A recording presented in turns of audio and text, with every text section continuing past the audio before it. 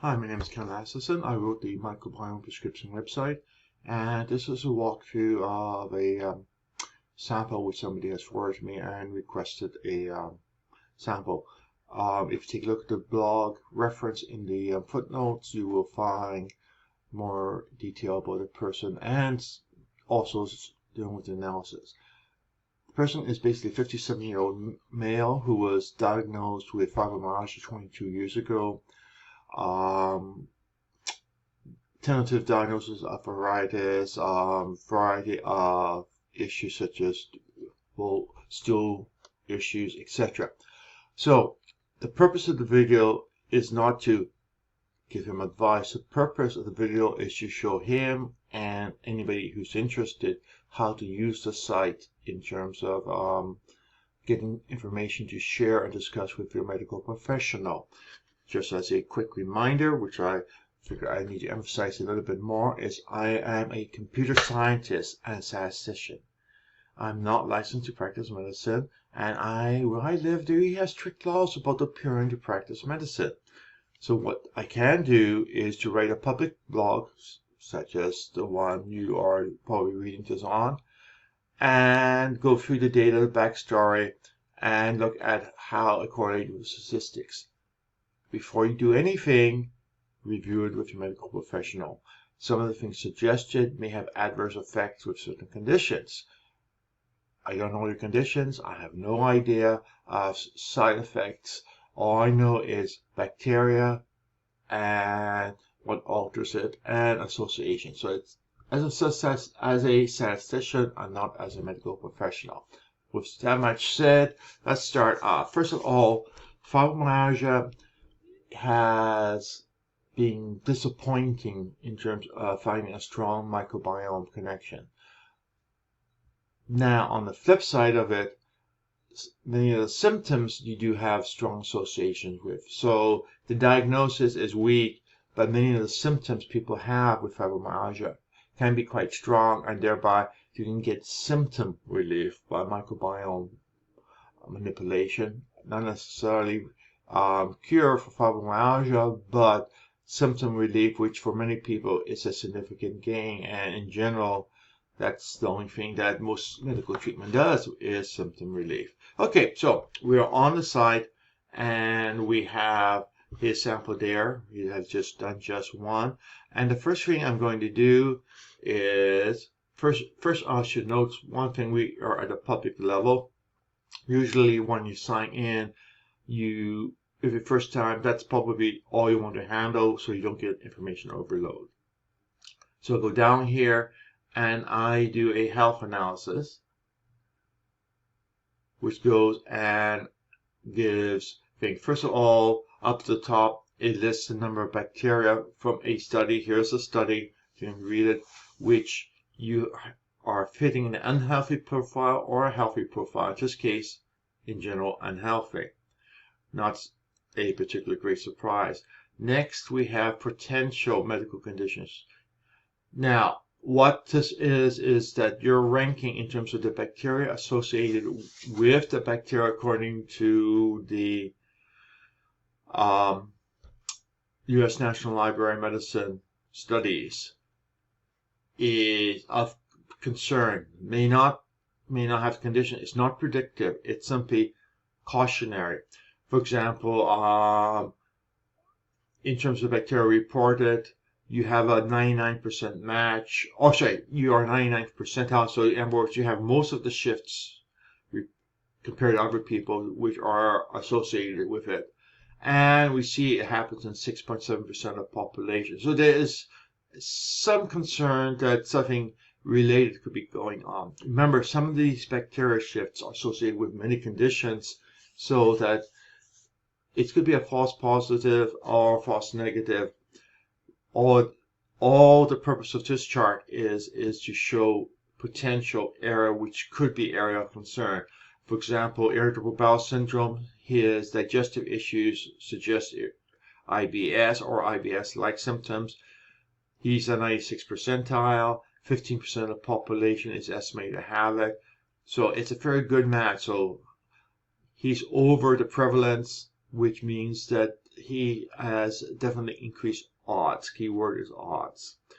Functional constipation, another one which he is high in, but he doesn't have it. He has used tools. So that basically means 86 percentile on both. So he's just in there.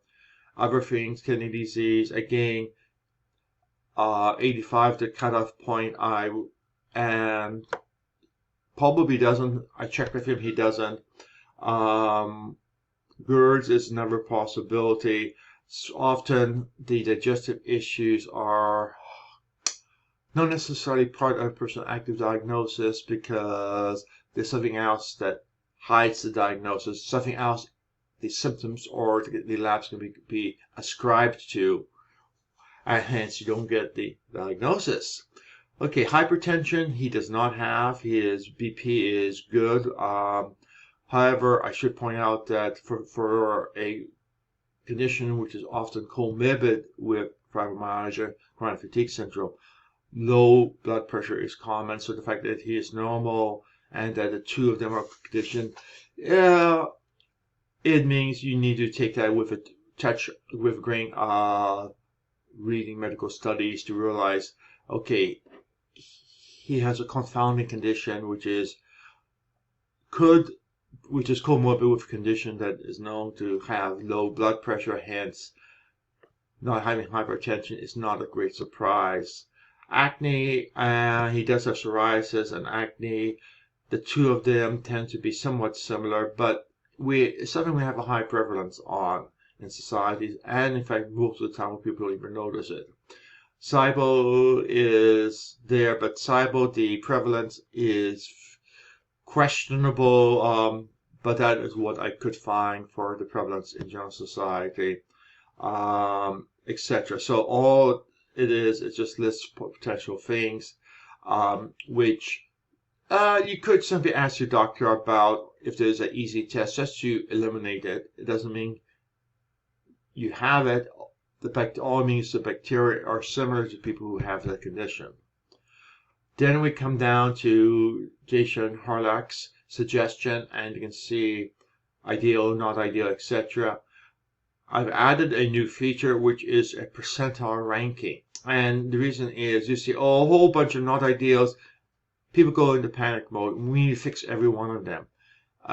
In general, unfortunately, that's not the case. Almost no one has all of them. In fact, I have yet to see a simple sample with all of them being ideal.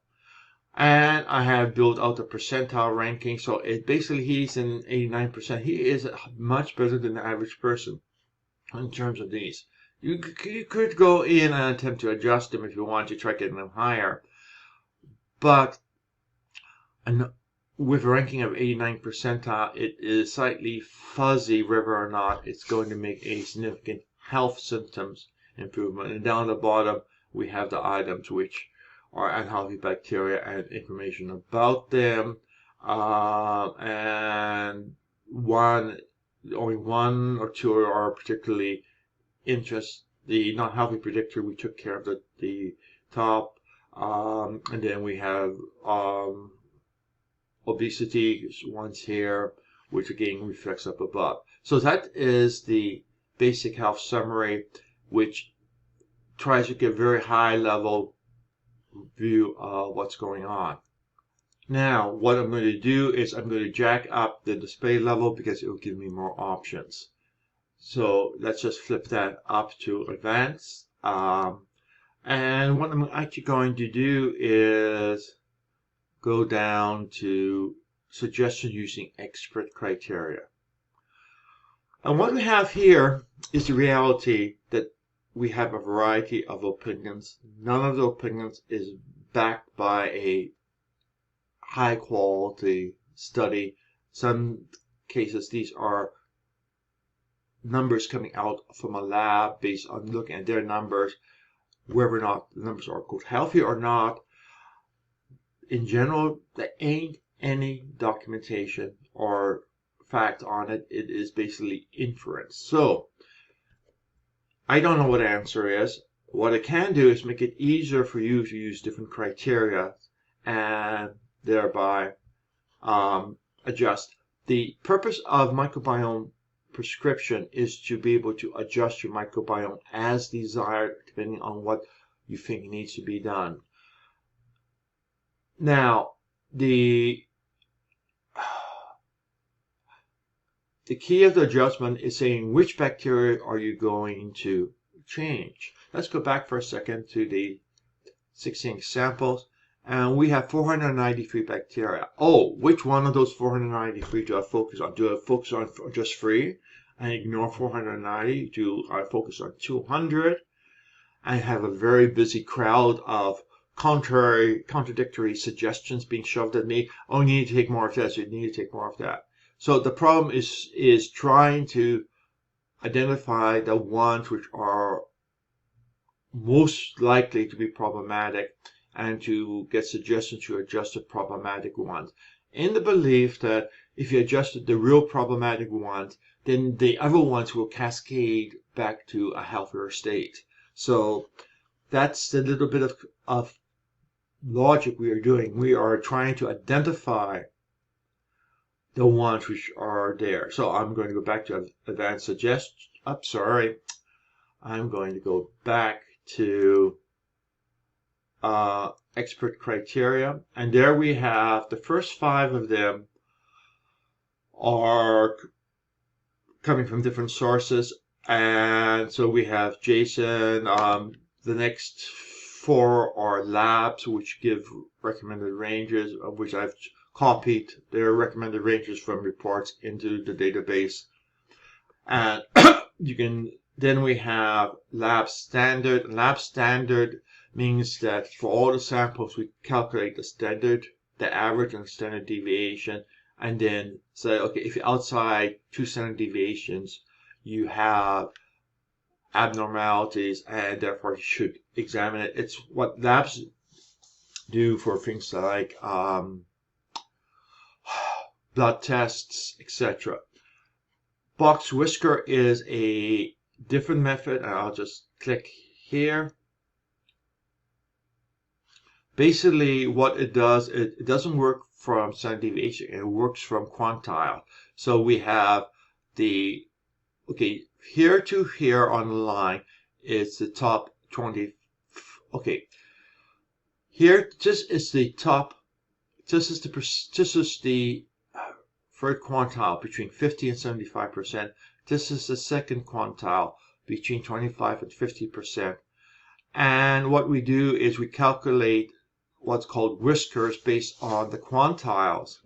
And anything which is beyond the whiskers are deemed to be abnormal. You can read the description there more if you're interested. But it's generally a better way with the microbiome to work with things than with a standard lab range. And I believe that BiomeSite shows that on their site as box whisker diagrams, which is nice. It's a more appropriate way. Then we have something called the Kaltoff-Maltoff normal ranges, which is a proprietary mechanism for calculating where things deviate. And then we have good old brute force. Hey, I want everything which I'm in the top 10 percentile or the bottom percentile. Almost all of these are working. Okay, the top 4 are working off the actual numbers, and the Kaltoff-Maltoff, and this one is working off percentiles. And the reason for the difference is generally you get slightly different, very different curves if you look at percentiles and looking at the wrong numbers, because outliers happen a lot in the microbiome, and Kaltoff-Maltoff and percentile handles them better than something standard deviation. Okay, let's shut up and talking about methodology. And what I'm going to do is I'm going to take just one of these. The reason I'm doing one of these is because I've already tried the top 5 and all of them came back with the same bacteria. So the same bacteria selected, so it doesn't buy anything more being redundant. So I'll click Get Suggestions, opens a new window. You can see here, and here is what it identifies as being too high or too low. And then down below we have the suggestions, things to take, things to remove. And then we also have commercial probiotics. So it attempts to use all the information here and make suggestions as to which probiotic are likely to be best and which ones are not. And so that's there. Actually, I need to fix that. Should be a hot link. I need to fix that, which will take it over to the actual content of the probiotic.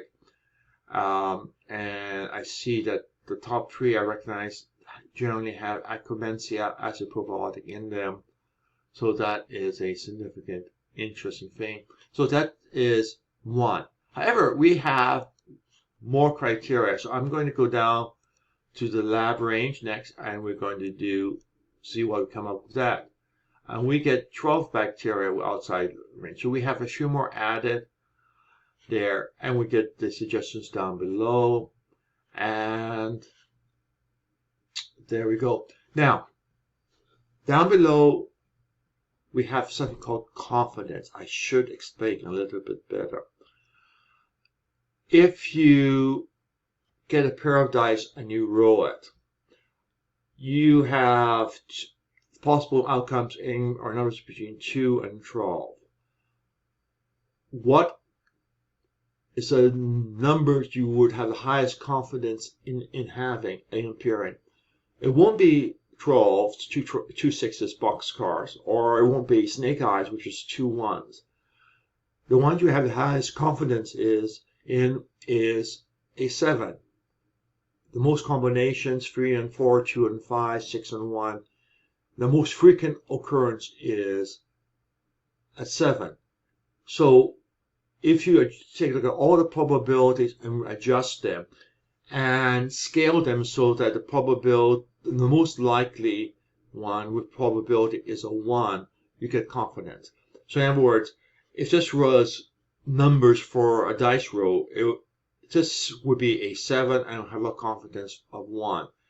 The next item would be a 6 and it probably have a confidence of about 0.8, etc. So this is what confidence means. Confidence is compared to the most probable outcome, which would be given value of 1.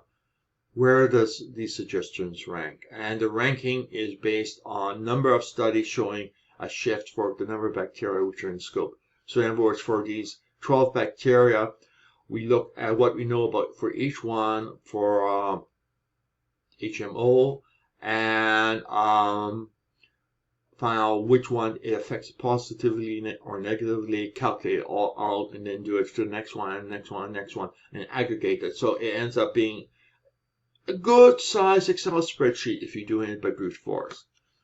And you can do it by brute force if you really want to.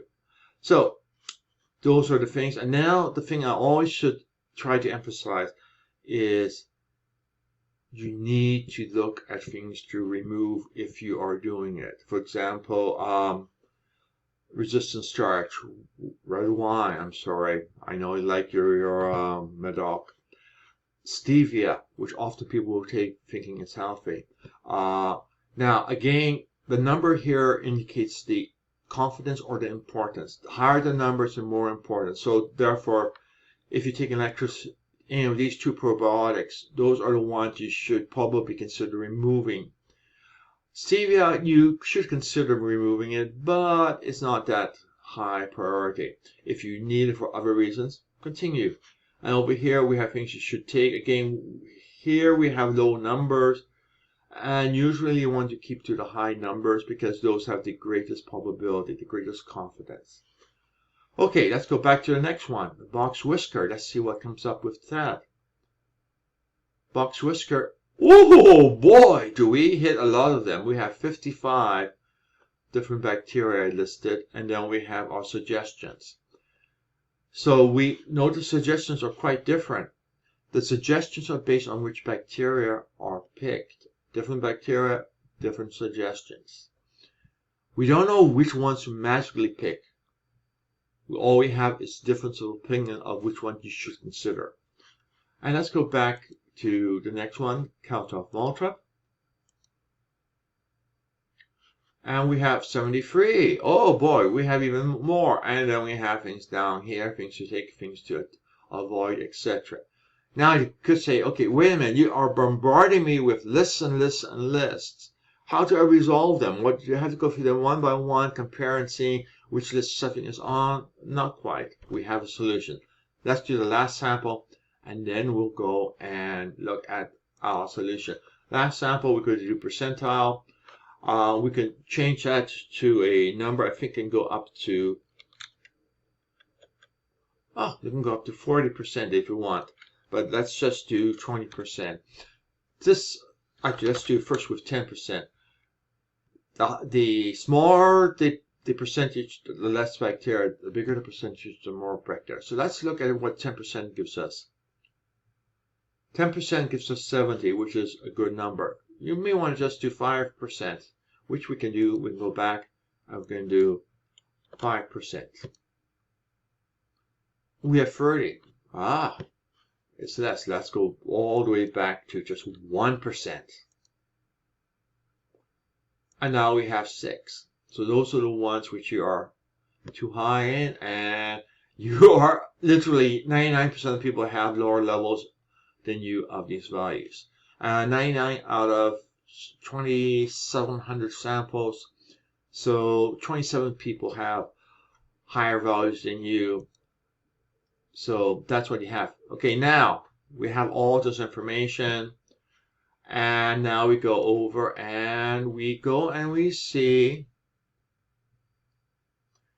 consensus report.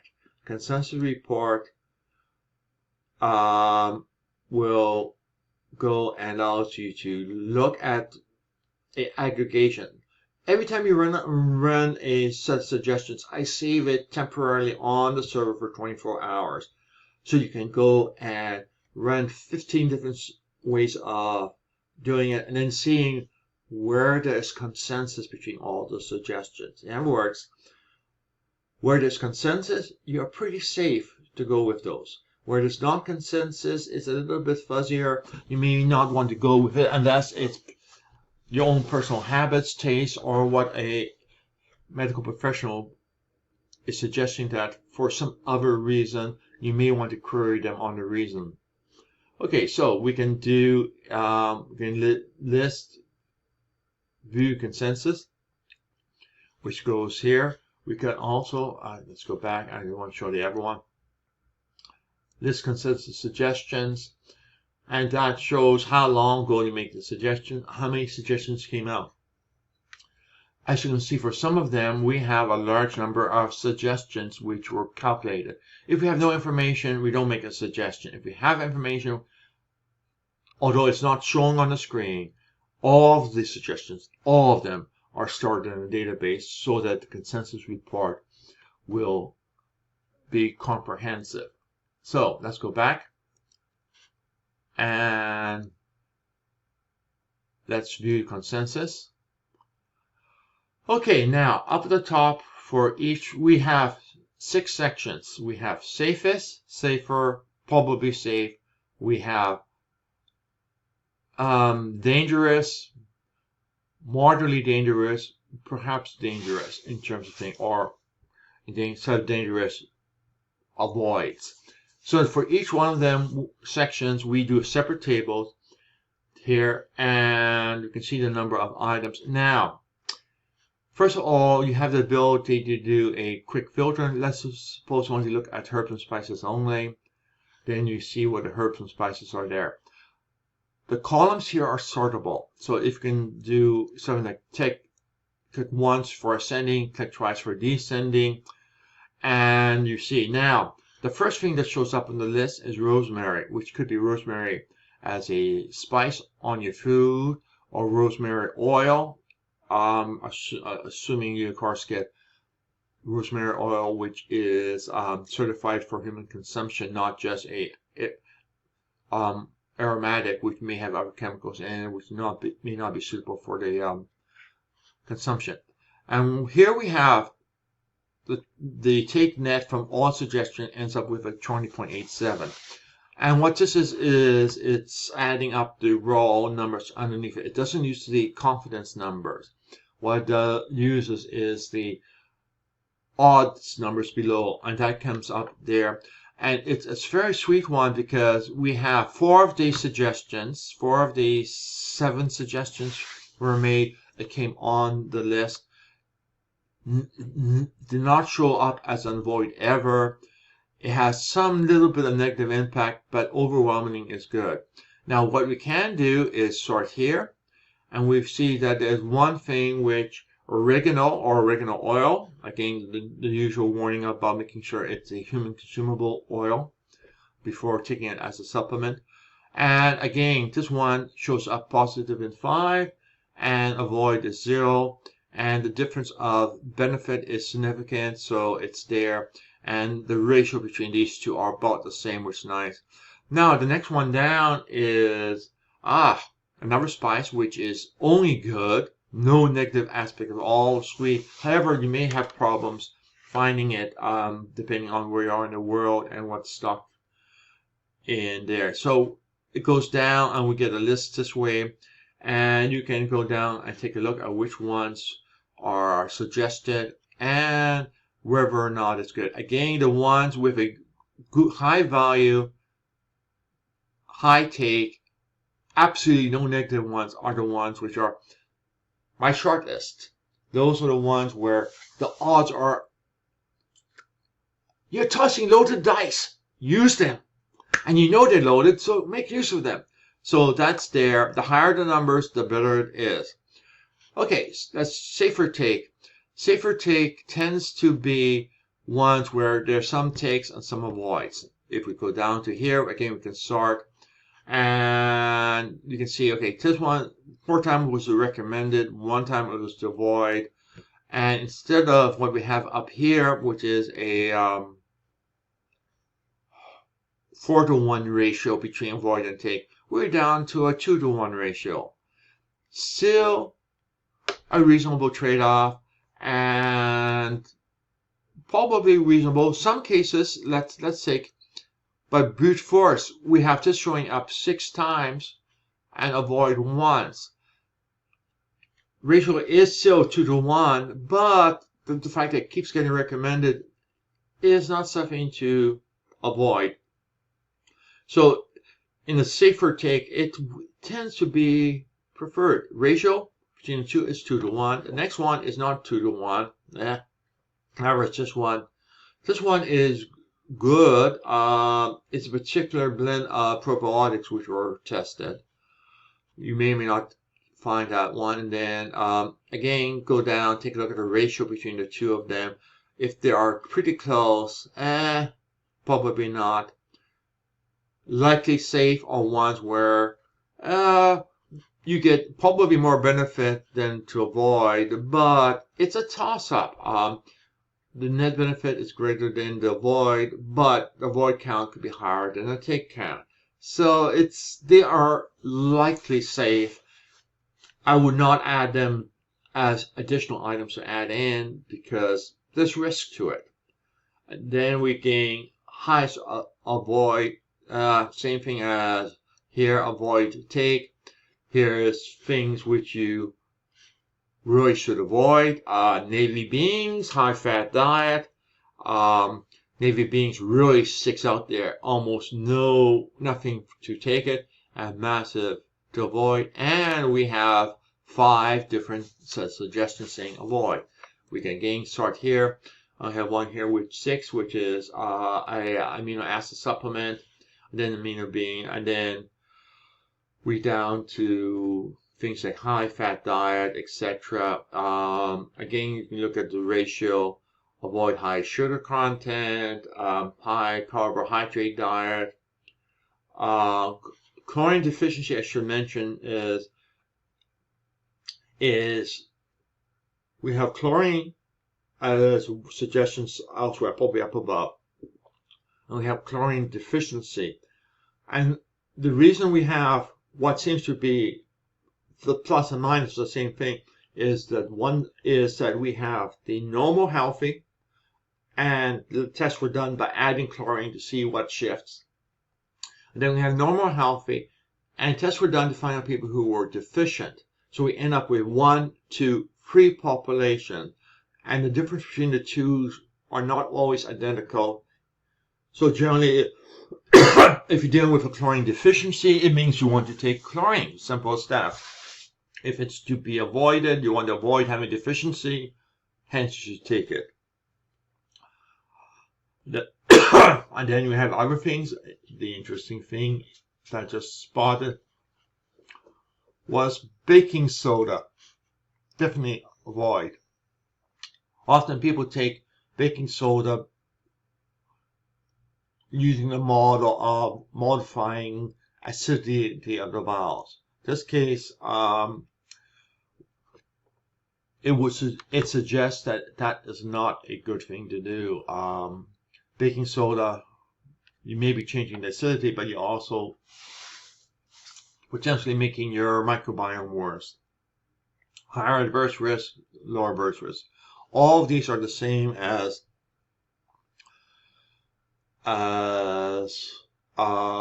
above, same basic thing. Okay, so at this point of time, we have gone through all of the basic samples. Now, if you want to go further still, again, one complaint that people have had about the system is too much information. Some people love having all the information, and my view is having more information than they needed is better than not having enough. So let's go on to the next level. You need to probably be at intermediate or advanced, and it is the expert advanced suggestions. And here you have a variety of things. And what I'm going to do is I'm going to filter by explicit percentile. I'm going to say, okay, let's do the top 8 percentile. Arbitrary number.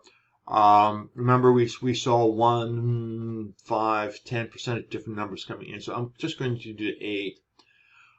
This is something for the level. We want lower resolution in terms of which type of bacteria, not something. Oh, I don't care. Oh, I am not interested in Lactobacillus. I'm interested in specific Lactobacillus species. So family, genus, species, and below is the default. You can make it finer or you can make it higher. Don't ask me which one is correct. Usually the defaults are set up for things which I find looking at people's samples seems to work out reasonable. And now we can come down here and we can find fibromyalgia. This is using PubMed studies. And now we can do now. I had probiotics listed there before. I'm going to just exclude that so it won't show up. Just a simple choice. Here we have all sorts of things being selected.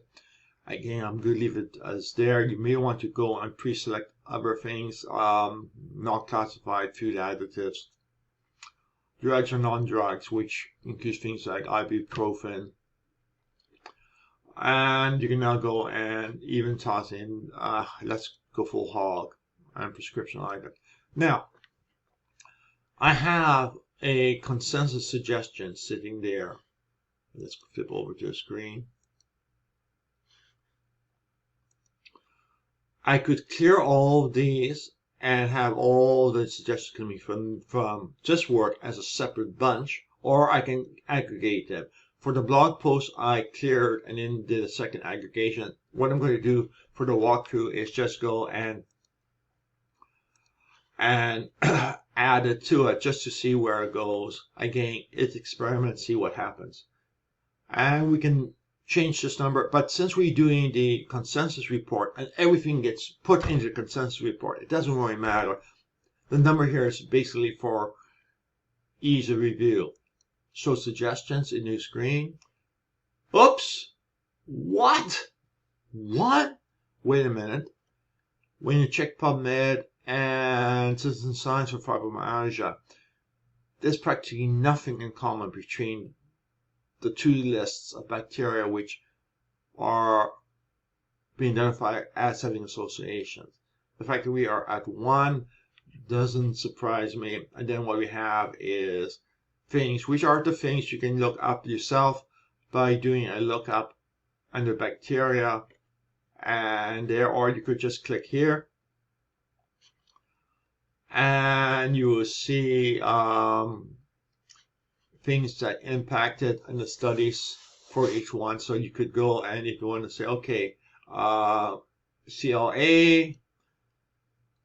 and there you got a link over to CLA and where the information actually comes from. Often the title of the study and what is reported is 100% in agreement. Often just the main item of study, and they have subcomponents to the studies. Okay, let's go back. So that was a wipeout. We could go and, okay, he had a form of arthritis, but not the usual arthritis. So let's go, let's just try general arthritis just to see what comes up. Ah, we have 6 bacteria there. Roseburia shows up again. That one is common for a lot of medical conditions. Too low, too low, too low, too low. As in too low. And then we have our suggestions down below. So we can now go back and do whatever else. However, we do have another option available. And that is by making use of citizen science, which is information derived from the 2,700 samples up there. And we go down here and we go to bacteria associated. And now we have a list of all the things which are associated and what the odds are, how many observations. Guys, how many people have uploaded samples and specify that they have this particular condition, or in this case characteristic as in terms of age. So we can just start typing there. We have fibromyalgia. We have a total of 4 bacteria. Just 4 bacteria are associated with 74 samples. That is a pretty poor association. And we go there, and guess what? He doesn't have a single match. Using PubMed, we had 1 match. And the list actually is very long in terms of the PubMed studies. In terms of citizen science, we have no matches. In other words, fibromyalgia doesn't quite do it. So let's go back and look for some of his other conditions. That's, for example, he mentioned dealing with depression. And we have there. So let's go, and we have the biggest samples for here. And the bigger samples means generally more bacteria can be identified because it becomes more sensitive for testing. We click here, and now we have 18 items. If you click here, then all the, and possibly adjust here, then what we have is all the bacteria which have association with depression, and he has a type of shift which would suggest it is there. And you can just go and either hand select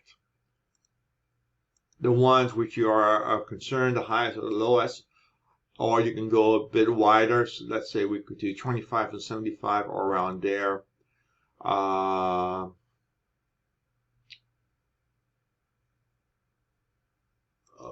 Okay, let's actually do 30. So I'm going to select the 30th percentile up and down, so I don't do all of them.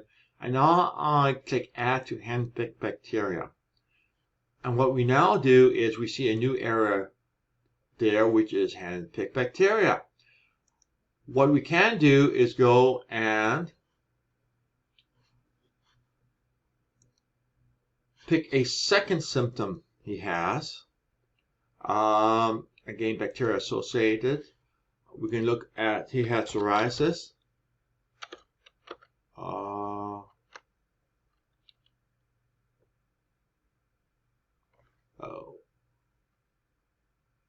Okay. Okay. Right. Okay. What else are some the characteristics? Just flipping back and taking a look at some of his. Okay, we have okay, let's look for bowel movements.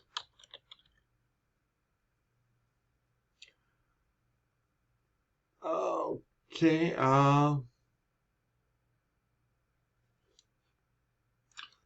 Actually, let's try for.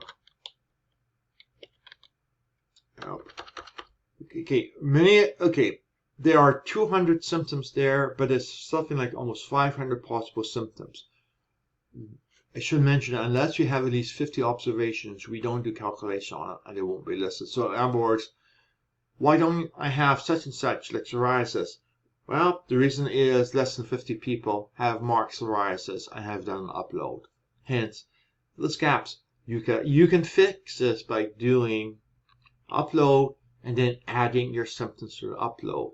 And then we can get mutual benefit. I get the numbers and you get information about what it is. Let's try restless leg. Yes, let's try that one. That's characteristics he has.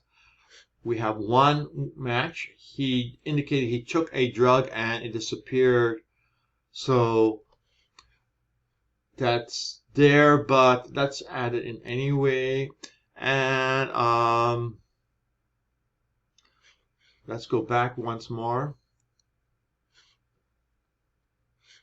All the way back. And let's try arthritis. Don't have enough there, which is a little bit surprise. Checking anything else. No, that's about all that I can spot from his list. We could also go back to, since we are sort of there anyways, go back to advanced suggestions. And we remember I mentioned he has had or deals with depression. Now we can do depression here, and what we'll do is well, let's do the Kaltoff-Molotov ranges for depression. Again, you have a lot of toys to play with. I don't know which toys are the ones which will make you happy. But let's go through and do it. And the catch is, by using the consensus report, you don't necessarily have to make the right individual pick. You end up with a list of things which everybody are agreed upon. And thereby, you have the best odds. So, here we do it again. And we have 15 bacteria, which he has. And we have suggestions there. So, now that we have a lot of suggestions, 10 different sets of suggestions, and we can go and take a look at this. Oh, sorry, wrong one again. View consensus. And again, we have the same thing.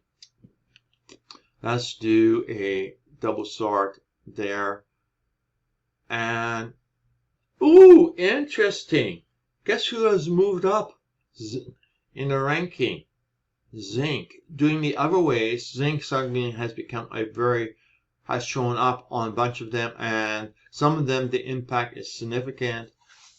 So what we have is we have some new candidates. We have barley, we have a particular probiotic. Again, looking down, pros and cons. Let's take a look. There we have, okay, a seaweed shows up 10 times as it should take. And remember, we had hundreds of items, so some of the items will sort of disappear down. And now we have much better 10-to-1 ratio between to take and avoid. In other words, just becomes there. Colostrum britannicum is another one sitting there. Barley. Lard. Okay, that's an interesting one. I usually don't see it. But we end up with a different set of things, which is sort of interesting in terms of what combining everything into one big massive list does. Again, ends up with a little suggestion which is more comprehensive and better. Now, one last thing, which is I'm going to go back, and we have two things here which calculates things in a totally different way. What it does, it uses the genes of the bacteria you have to find out which enzymes you're producing or which compounds you're producing less than the typical people, and then does what amounts to being a bit of reverse engineering over into types of probiotics to see what probiotics and what supplements may help. So I'm going to click here. And there we have in the decreasing order. The first one is Colostrum Britannicum, which happens to be near the top of the last consensus one. In other words, guess what? There is two different ways. One using the genes of your bacteria. One looking at what shifts certain types of bacteria. We have a double hitter, consensus from both. And then we have there again, here if you go and click on any of them, like Good Belly Drink, you'll go and see what is in it. In this case, there's only one particular one, the Lactobacillus plantarum, and a particular species, by the way, 222-299, which is well studied. And it does give it a bit of a warning here because it is known to produce histamine. So depending on if you have mast cell issues, you may or may not, which is why again you need to have things reviewed by a medical professional before starting. Okay, hopefully they're looking and said, okay, that's nice. I have no idea what all this is about, but I don't see any problem, and in which case you're home free. So that's one. The other one we want to do is case suggested supplements, and in which case we only have one item listed, which is available as a supplement. These somewhere in the world, depending on your local regulations, marketing, and availability, it may or may not be. We could increase that to a higher percentage. And what? Zinc shows up again. Remember, zinc suddenly shot up to the top in the consensus. Here we have using the genes, we have zinc also being a candidate for supplements. So again, we have a double hitter. Consensus between two standalone, independent things. The only thing they have in common is the bacteria in your microbiome report. But from that point onwards, they calculate everything totally differently, but come to the same conclusion. NADH, glycine, beta-alanine, again, those are suggested supplements. Okay, now, at this point of time, we have some working lists of what changes should be done after discussion with the medical professional, of course. And we see the whys of it. So, okay, so that's it. That's it. You see how you can work through, how you can avoid being saturated with suggestions by using consensus report. And don't be afraid to do more and more and more and more different ways of doing it. Because usually what will happen is the consensus will get better. It is a nice way of doing it. Or if there's one way which you absolutely believe this is the right and only solution, do it. I'm flexible. Some people, as a reminder, will go up to look up a bacteria. Let's take a look at like Fibromyalgia.